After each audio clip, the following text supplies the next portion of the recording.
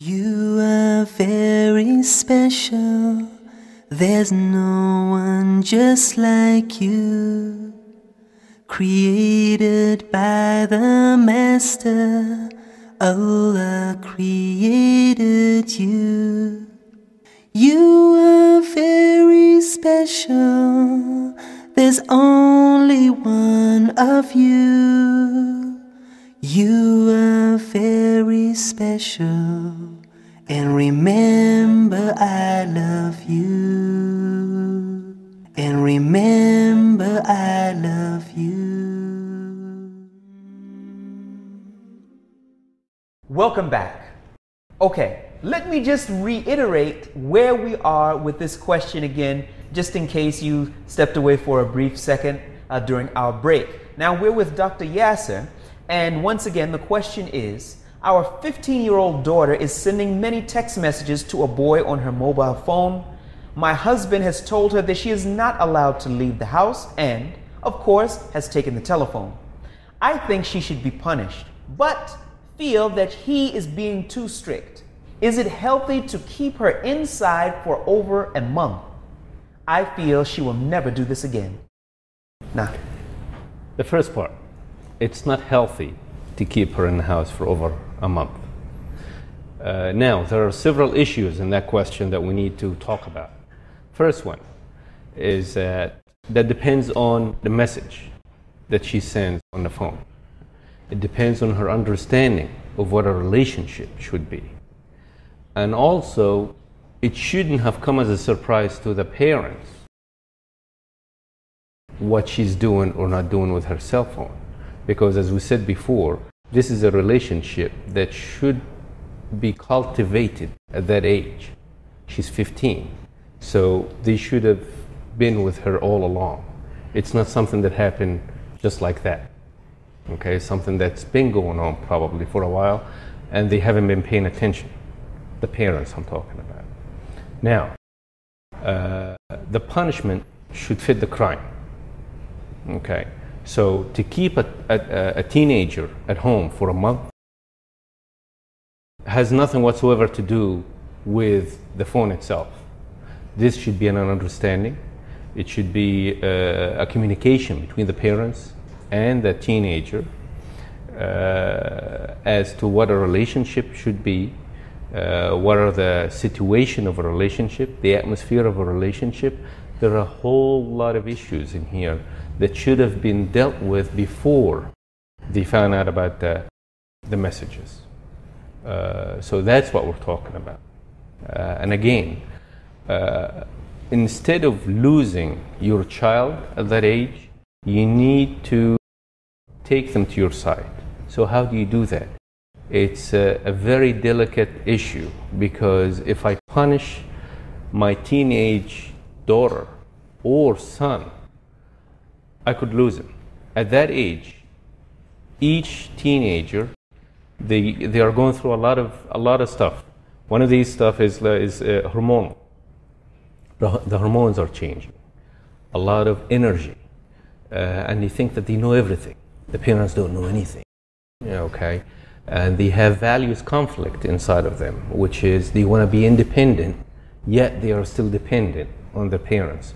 So it's not going to be easy for the parents to direct their children at that age, unless if they already going on with them from an earlier age and going through the changes with them.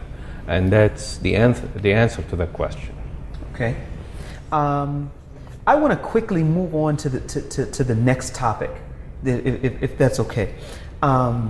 We have Amir from Cairo who says, I don't like my wife reading popular novels. They are full of haram content and a waste of time. She thinks that I am too controlling. I am only trying to guide her. Isn't this my right? Sheikh Muhammad. Well, it's not only his right, it is indeed his duty. He mentioned reading novels which contain some unlawful material, which most novels do. The Qur'an informs us it is a duty of the family father to guard strictly his family, that includes his wife and his children, everyone who's under his guardianship. Allah the Almighty says في سورة التحريم, chapter التحريم, يا أيها الذين آمنوا قوا أنفسكم وأهليكم نارا وقودها الناس والحجارة. The meaning of this verse, O you who believe, protect yourselves and your family members, those who are under your guardianship, your wife, your children, against the fire of hell. So it is the duty of the family father, the husband, to take care of his wife and his children against anything that could mislead them or take them away from the straight path, including screening what they read, whether the wife or others. I understand that many in the West would think that's too much controlling, but you have to understand that it is a responsibility. Prophet Muhammad, peace be upon him, said that every one of you is a guardian, and he or she will be asked about their guardianship on the day of judgment. So the family father is a guardian, and he will be asked about his responsibility, and the wife too is a guardian.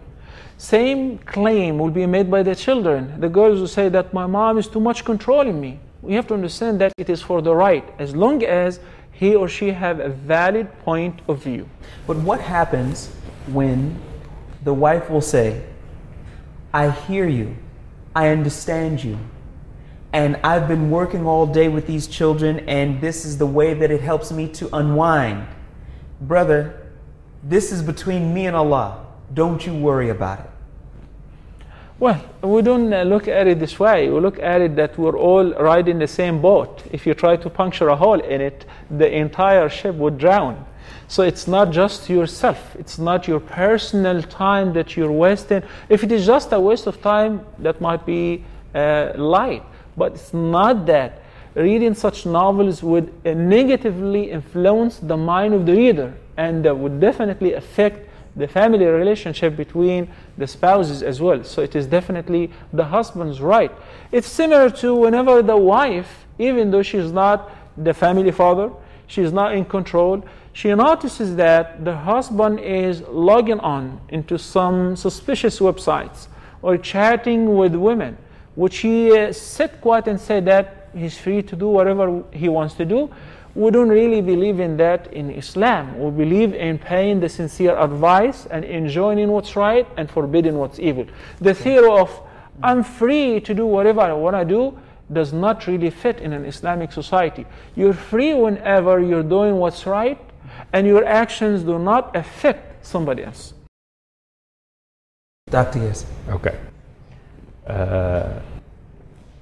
From a psychological point of view, a lot of families have arguments over issues such as this. We call it small issues, but it could lead to catastrophic ending. What needs to happen in a situation like that? Communication skills between the husband and the wife. The husband should be able to drive the boat with his skillful communication skills. The other thing is, the wife could easily tell him, well, it's my hobby. You have hobbies, I have my hobbies. It's reading. I'm not cheating on you. I'm not looking. I'm not doing this. I'm not doing that. You can just let me read. Okay? At this point, they need to sit down and find a hobby, a new hobby, or a change for what she is doing. Because it could easily be done. And in order for somebody like that to find a new hobby, we have to find, first of all, what led her to read these novels. It could be idle time, too much free time. It could be a husband working all the time and leaving her. She has nothing else to do. So we have to take a look at the whole issue together. Because if they start communicating, they will find out that the problem is something that's usually other than just reading the novel and I want you not to read this, I want you to stop it. No. So that's just a symptom. Yeah.